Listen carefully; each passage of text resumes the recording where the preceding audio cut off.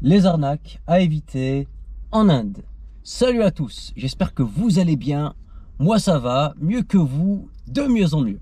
Dans cette vidéo, nous allons parler des différentes arnaques que vous pouvez subir ou auxquelles vous pouvez assister lors de votre voyage en Inde. Alors suivez mes recommandations pour passer un très bon séjour. Tout d'abord, quand vous arrivez à l'aéroport, le premier jour, vous devez faire extrêmement attention au taux de change. Parce que bon, vous allez venir avec des dollars ou des euros et vous allez vouloir faire votre conversion dans des bureaux de change à l'intérieur de l'aéroport. Mais souvent, ces bureaux de change, déjà, ils vous imposent un minimum de 50 dollars, voilà, pour vous faire le change. Et puis, ils prennent des commissions qui sont juste exorbitantes et qui peuvent représenter jusqu'à 20% de la somme totale. Typiquement, moi, quand je suis arrivé à Mumbai, j'ai voulu changer qu'à 50 euros en roupies indiennes et ils m'ont pris l'équivalent de 10 euros. Voilà, c'est scandaleux et inadmissible. Donc, faites attention, essayez de vous procurer des roupies si vous pouvez, si vous avez des amis indiens dans vos pays d'origine, ou sinon vous venez avec des petites coupures et vous essayez de convertir le minimum, voilà, le minimum possible, parce que dans les bureaux de change en ville, vous allez obtenir un taux très avantageux, hein. Donc c'est exactement le même taux que vous pouvez voir sur Google, c'est quand vous tapez comment dire, roupie indienne vs euro ou dollar, voilà. Pour 1 euro, vous avez 90 roupies indiennes, alors qu'ailleurs, c'est 80 roupies, par exemple. Donc, faites vraiment très attention à ça. Ensuite, les cartes SIM vendues à l'aéroport sont plus chères que les cartes SIM vendues dans des boutiques en ville. Par exemple, moi, j'ai payé ma carte SIM l'équivalent de 650 roupies, ce qui fait 7 euros. Alors qu'en ville, la même carte SIM coûte 3 euros. Voilà. Bon, je sais que vous n'êtes peut-être pas à 2 ou 3 euros près, mais ces petites économies, quand vous les mettez bout à bout, ça peut représenter des sommes considérables. Et il ne faut jamais oublier que les rivières sont constituées de petits ruisseaux, que les montagnes sont constituées de petites pierres, et que 1 centime, c'est le début d'1 million. Voilà. Ensuite, les logements. Faites très attention sur Booking, parce qu'il y a des annonces qui ne correspondent à rien du tout, qui correspondent à des logements fantômes. Typiquement, vous allez voir que le logement, il a un avis ou deux, ou peut-être pas d'avis du tout. Ces avis sont proches de 10 sur 10, hein, voilà. Et une fois arrivé sur place, ben, vous réalisez que le logement n'existe pas. Voilà. Même si vous ne payez pas, votre réservation sur le site, vous pouvez payer sur place en espèces. Mais quand vous réalisez que le logement n'existe pas, après une longue journée de voyage, franchement, c'est la douche froide. Typiquement, moi, à Agra, dans la ville où se situe le Taj Mahal, j'avais fait une réservation et j'étais arrivé lessivé. Et ben, je réalise que à l'adresse indiquée sur le site Booking, et ben, le logement n'existait pas. Voilà. Donc j'ai dû réserver en catastrophe un logement que j'ai payé 4 ou 5 fois plus cher et qui n'était vraiment pas au top. Voilà, parce qu'il y avait plus de disponibilité. Donc faites très attention à cela. Ensuite, un classique, les guides touristiques. Les guides touristiques, souvent ils proposent des prestations inutiles, déconnectées des réalités socio-économiques, avec des prix exorbitants. Typiquement, ils peuvent vous prendre entre 100 et 150 euros la journée.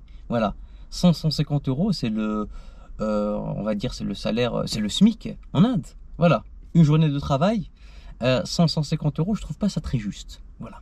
D'autant plus que vous avez toutes les informations sur Google ou bien sur ChatGPT. Voilà, vous tapez sur ChatGPT par exemple l'histoire du Taj Mahal et puis vous avez un excellent résumé. C'est gratuit, c'est accessible à tout le monde, donc pourquoi s'encombrer avec un guide touristique?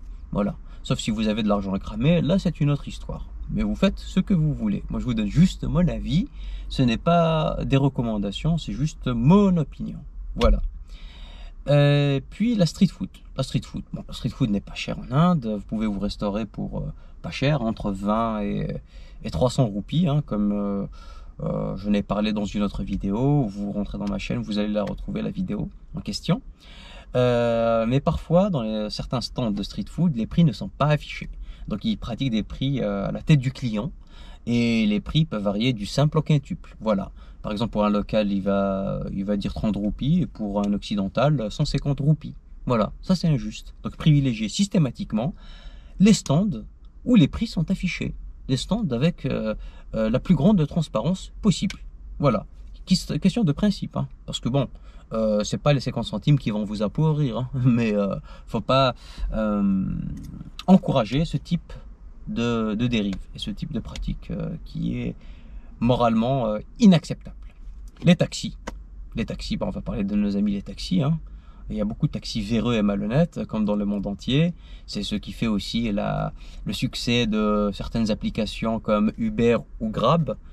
Privilégier Uber ou Grab, parce que là, vous savez exactement quel est l'itinéraire qui va être emprunté, le nombre de kilomètres, le véhicule, et puis surtout le prix. Voilà.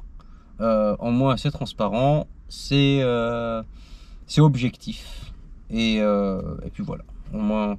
Mais le meilleur moyen de ne pas, voilà, de ne pas vous faire arnaquer, c'est vraiment de passer par ce type d'application. Voilà. Non seulement ça va vous coûter moins cher, en plus de cela, vous n'allez pas vous faire arnaquer. Les tuk-tuk. Alors les tuk-tuk, comme je l'ai dit dans une autre vidéo, il faut faire vraiment très attention. Les prix sont très arbitraires et parfois il y a des tuk-tuk qui vont vous proposer des trajets à des prix défiant toute concurrence. Par exemple, vous allez faire 3 ou 4 km pour 50 roupies.